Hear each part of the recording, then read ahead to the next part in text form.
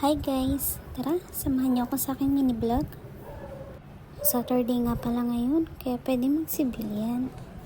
Ito talaga pinakahihintay ko sa lahat, ang uwian. Yung tipong kaka-time in mo pa lang, gusto mo na agad umuwi. Pero char-char lang yan, boss. Nakauwi na ako ng bahay. Hinanda ko nga lang pala yung mga ingredients na kailanganin ko para sa lulutuin ko. Hulaan nyo kung anong lulutuin ko. Nagpainit lang ako ng kawali. Nang mainit na, naglagay na ako ng mantika. After ng ilang seconds, nagisa na ako ng bawang at sibuyas. Nung nag-transparent na yung sibuyas, sinunod ko na yung chicken breast na hiniwa ko into smaller size.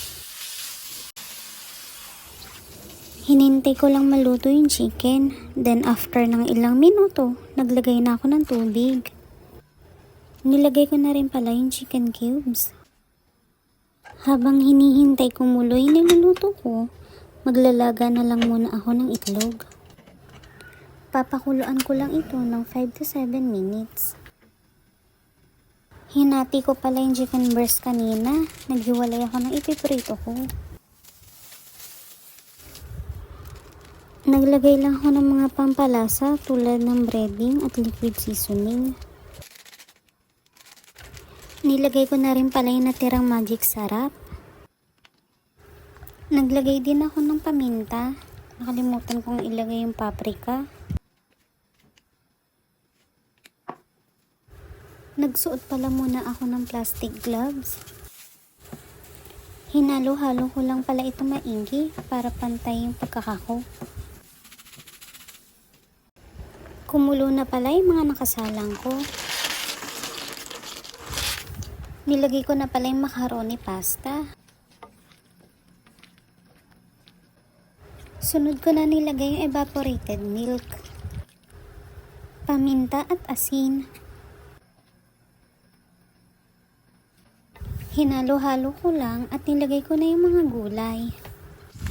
Nilagay ko na rin pala yung magic sarap at yung hotdog. Hinalo-halo ko lang hanggang sa kumulo. Crave pala ako sa sopas kaya nagluto ako.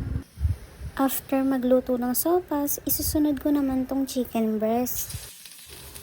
Thank you nga pala sa mga nanonood, nagre-react at nag-share ng mga videos ko. Na-appreciate ko kayo.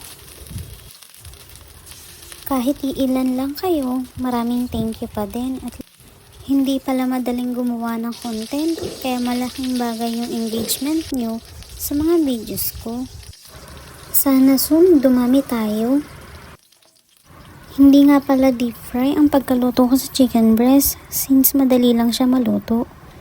Pero ang totoo, nagtitipid tayo sa mantika. Ayan nga, pang second batch na yung niluluto ko. Ang sarap ng pagkakatimpla nito.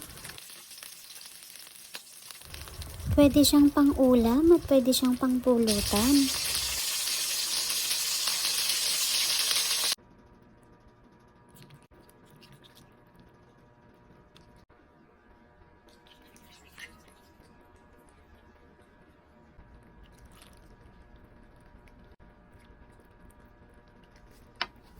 Sain mo na to para magluto na rin ng sopas.